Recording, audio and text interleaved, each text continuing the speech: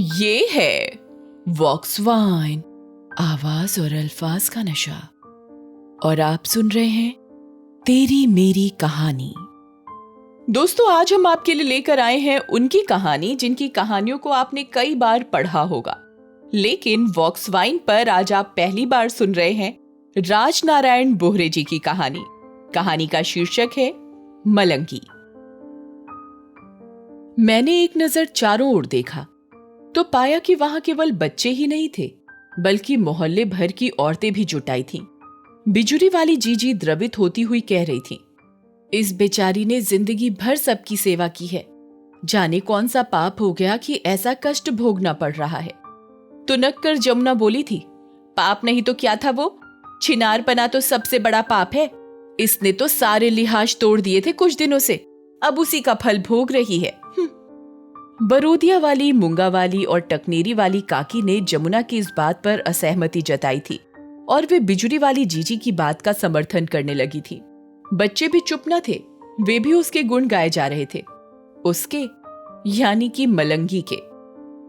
मलंगी यानी कि हमारे मोहल्ले की किसी एक की नहीं, सबकी पालतू कुतिया। धूसर रंग की, कद्दावर और भरपूर स्वस्थ इस कुतिया पर हम सबको नाज था। मोहल्ले का हर बच्चा उसे सिर्फ अपनी कुतिया कहता था और इस मुद्दे पर परस्पर झगड़ बैठते थे। ऐसे ही एक बार मेरा पिक्कू से झगड़ा हो गया था।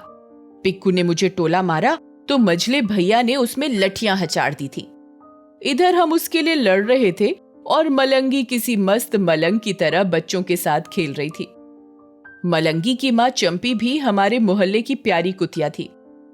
तब मलंगी बहुत छोटी थी कि उसकी मां चंपी एक दिन नगर पालिका वालों के परोसे गए जहर के गुलाब जामुन खा गई।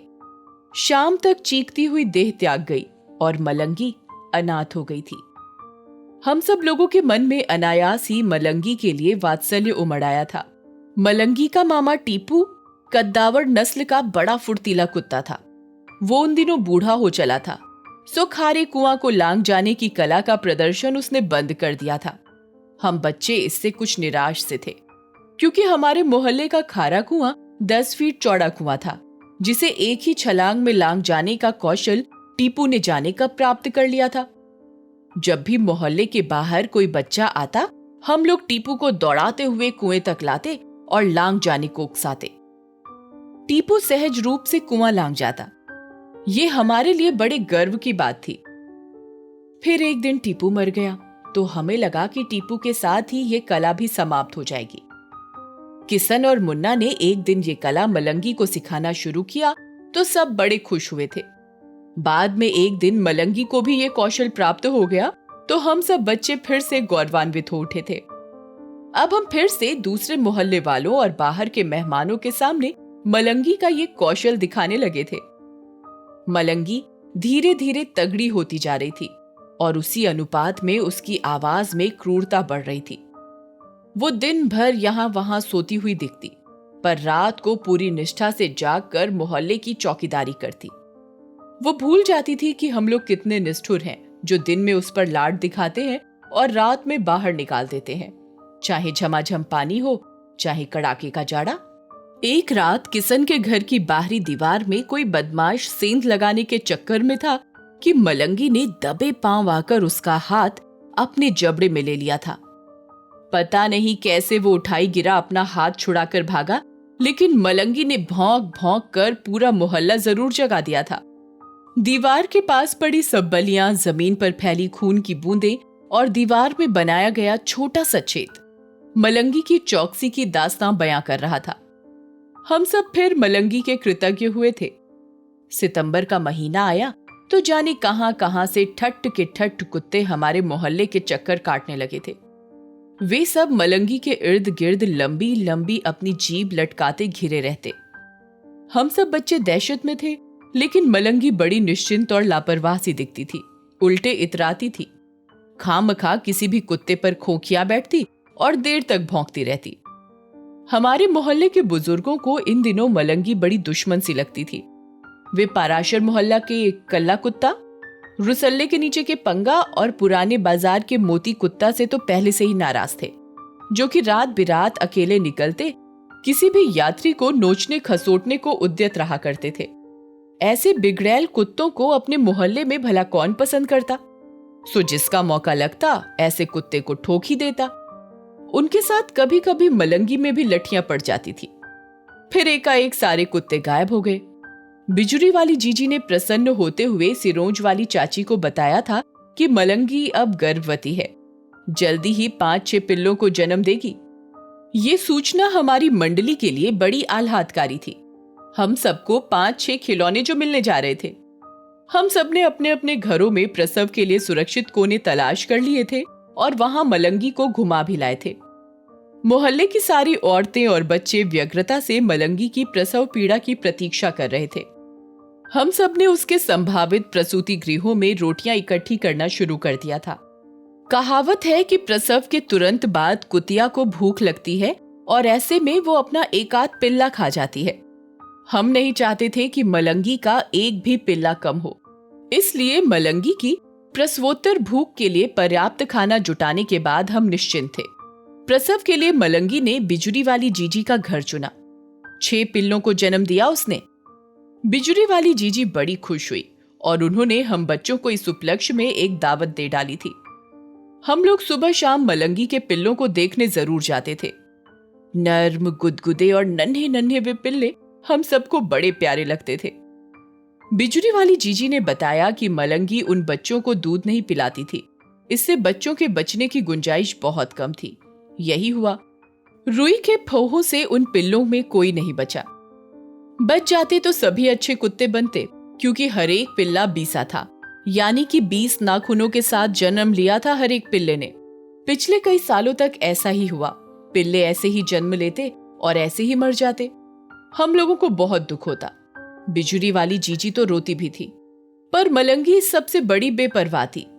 मस्जिद वाले मौलवी जी कहते थे इसका तो नाम ही मलंगी है। मलंगी यानी कि मस्त मलंग सी रहने वाली मादा। सचमुच मस्त मलंग की ही तरह तो थी मलंगी। मोहल्ले के लोग उसे आवारा भी कहते थे तो कोई सड़क छाप कुतिया भी कहने से ना चूकता, पर उसको कोई फर्क नहीं पड़ता। वो सबके प्रति वफादार थी। मलंगी की वजह से हमारे यहाँ कभी बाहर से कोई आवारा और खूंखार जानवर नहीं आ पाया। अपने नुकीले पंजे, तीखे दांत और क्रूर आवाज से वो घुसपैठियों में दहशत पैदा कर देती थी। लेकिन उस बार एक ऐसा प्राणी हमारे मोहल्ले में घुस आया जो जमीन पर नहीं, मकानों और पेड़ों पर छलांग लगाता था। इस कारण उसको मलंगी का भी बिल्कुल भय न था। काले मुंह का एक लंगूर जाने कहां से भटक कर हमारे मोहल्ले में आ धमका था और सबकी नाक में दम किए था। वो धड़ाधड़ छप्परों पर कूदता, हमारी कबेलू फोड़ता, छतों पर सूखते अनाज दालों को बर्बाद करता और अचार तथा मुरब्बों के मर्तबान भी फोड़ डालता था। सब परेशान थे और उससे निपटने के लिए नए नए उपाय खोज रहे थे। अभी 20 दिन पहले की बात है। कल्याण ने लंगूर को एक नीचे से छप्पर पर बैठा देख मलंगी को भी उठाकर ऊपर बैठा दिया था और मलंगी को लंगूर पर छू कर दिया था। मलंगी लंगूर पर झपटी तो लंगूर ही था। वो एक डाल पर चढ़ा और दूसरी से होकर एक बड़ी ऊंची छत पर जा पहुंचा। मलंगी बेचारी नीचे बैठी टापती रह गई थी और वो ऊपर बैठा दांत दिखा रहा था। फिर तो 2 दिन तक ऐसा ही खेल चलता रहा। मलंगी नीचे बैठी रहती और वो ऊपर बैठा अपना अजीब अजीब करतब करता रहता। मोहल्ले वालों के साथ लंगूर का बर्ताव अब बड़ा उग्र हो गया था। अकेले दुकेले निहत्थे आदमी को देख वो अब हमला भी करने लगा था। जो कुछ हाथ में मिलता छीन लेता। कोई खाली हाथ होता तो लंगूर जी भरकर नोचता, खसोटता और झट से ऊपर चढ़ जाता। कभी कभी वो लोगों के आंगन में उतर आता और जो हाथ पड़ता ले भागता। एक दिन और अजूबा दिखा। लंगूर ऊपर छप्पर पर बैठा हुआ किसी के घर से उठाया गया रोटी गपक रहा था और नीचे बैठी मलंगी ऊपर मुंह किए टुकुर टुकुर उसे ताक रही थी। एकाएक लंगूर ने एक रोटी उठाई और मलंगी की ओर उछाल दी। 1-2 मिनट तक मलंगी कभी दाईं तो कभी बाईं आंख ऊंची करके रोटी को देखती रही। फिर उठी और सूंघ के मानो उसकी शुद्धता की पड़ताल की। फिर बड़े प्यार से छोटे छोटे टुकड़ों में स्वाद के साथ पूरी रोटी चबा गई। उस एक रोटी ने उन 2 विजातीय प्राणियों के बीच मैत्री की शुरुआत कर दी। अब लंगूर जो कुछ भी छीनता बड़ी ईमानदारी से मलंगी को हिस्सा देता। अब वो नीचे भी उतर आता और मलंगी के ऐन बगल में आकर बैठ जाता। उसके शरीर में से जुएं बिनता।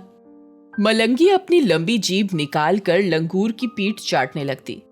हम लोग बड़े बेबस और हैरान थे कि अब इसके विरुद्ध किसे भिड़ाएं। इसने तो हमारा ही एक सदस्य तोड़कर अपने साथ मिला लिया। मोहल्ले के बुजुर्ग अब दिन रात मलंगी को गरियाते रहते, जो नोचने खसोटने वाले जंगली लंगूर से दोस्ती कर बैठी थी। हमारे घर आंगन तक निर्द्वंद्व रूप से घुस आने वाली मलंगी हम सबको लंगूर के असर के कारण बदली बदली नजर आने लगी थी। हमारी गहरी आत्मीय रही मलंगी को ये क्या सूझा था कि वो बाहरी परिवेश के प्राणी को अपना मान बैठी थी। मोहल्ले की औरतें मलंगी को बदचलन, धोखेबाज, आवारा, नकटी, चिनाल और ना जाने क्या क्या बदनाम उपाधियां दे रही थी, जबकि मलंगी लंगूर के साथ बहुत मस्त थी। दोनों दौड़ते हुए किसी भी दिशा में चले जाते, फिर घड़ी दो घड़ी बाद हांफते कांपते लौटते। उनकी आंखों में मादक चमक होती और हरकतों में भरी होती खूब सी चुहलबाजियां। कभी वे दोनों छप्परों पर चढ़ जाते तो एक मकान से दूसरे पर होते हुए तड़तड़ कबेलू चटकाते फिरते। लंगूर तो भाग जाता पर मलंगी को ताड़ न मिलती। हम सबको मलंगी में भारी परिवर्तन दिखने लगा। लंगूर के साथ रहने के कारण अब उसमें बिना बात भौंकने, हमला करने और खूब लंबी दूरी के छप्परों पर छलांग लगाने की प्रवृत्ति आ गई थी। आज सुबह की बात है, नगर पालिका वाले कुत्ता पकड़ने का पिंजरा लेकर हमारे मोहल्ले में घुसे। वे लंगूर को पकड़ने आए थे। हम बच्चे चिंतित थे कि लंगूर के चक्कर में मलंगी को भी ना घेर लिया जाए। पिंजरे को एक जगह बनाकर रख दिया। फिर मोहल्ले वालों से कहा था कि अपने अपने छप्परों और छतों पर खड़े होकर लंगूर को हड़काओ। सब लोग लाठी लेकर अपने घरों के ऊपर चढ़ गए और लंगूर को बिदकाने लगे। लंगूर ने यह नजारा देखा तो वो घबरा गया और हड़बड़ाकर एक ओर भाग निकला। मलंगी उसके पीछे पीछे थी। बदहवास होकर भागता लंगूर मोहल्ले के दाईं ओर मौजूद तिलौआ बाग की ओर बढ़ने लगा था। इसी क्रम में उसने जमुना की अटारी से मोहन की अटारी पर छलांग लगाई। फिर नीम की डाली पकड़ी, वह उस पर चढ़कर उस ओर को लपक गया था। इधर उसका अनुकरण करती मलंगी भी उसी जोश में दौड़ती हुई आई और जमुना की अटारी से मोहन की अटारी के लिए उछल पड़ी थी। पर लंगूर लंगूर ही होता है और कुत्ता कुत्ता। 20 फीट की ऊंची जमुना की अटारी से 30 फीट ऊंची मोहन की अटारी के छप्पर पर 10 फीट की गली फांद कर छलांग लगाना मलंगी के लिए भला कहां संभव था। सो अपनी ही झोंक में मलंगी उछल तो गई, मगर छप्पर तक पहुंचने के बजाय वो मोहन की दीवार से टकरा बैठी और दीवार पर रिसकती हुई नीचे पक्की गली में आ गिरी थी।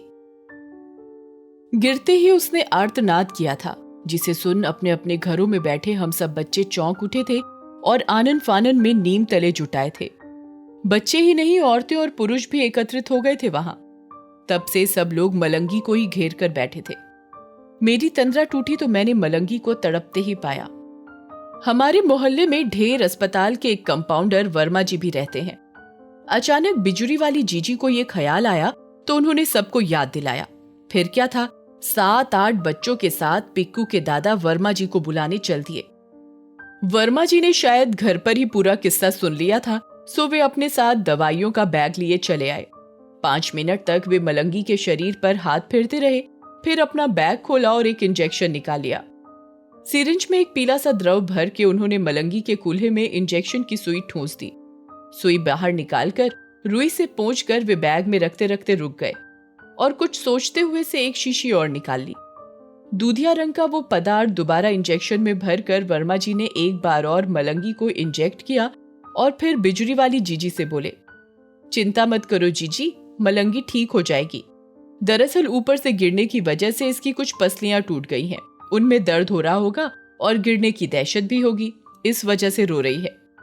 मैंने इंजेक्शन लगा दिया है, अब आराम से सोएगी ये कल तक। कल दर्द भी कम हो जाएगा और इसका डर भी खत्म हो जाएगा। हमने संतोष की सांस ली। उधर नगर पालिका वालों ने लंगूर को पकड़ लिया था। इधर अगले 24 घंटे मलंगी सोती ही रही। बिजुरी वाली जीजी उसे उठवाकर अपने घर ले गई थी। सो हम बच्चे दूसरे दिन सुबह वहीं इकट्ठे हुए। वहीं बैठे बैठे दोपहर ऐसे ही बीत गई। यकायक मलंगी ने अंगड़ाई ली तो हम उत्सुक हो उसे निहारने लगे। उसने आंखें खोली, सिर उठाया और हमें देखकर भूभू के प्रेम भरे स्वर में आलाप लिया। हम बच्चे प्रसन्न हो उठे थे। मलंगी ने 2-4 दिन के बाद दोबारा चलना फिरना शुरू किया तो वो बिल्कुल बदली हुई सी नजर आई।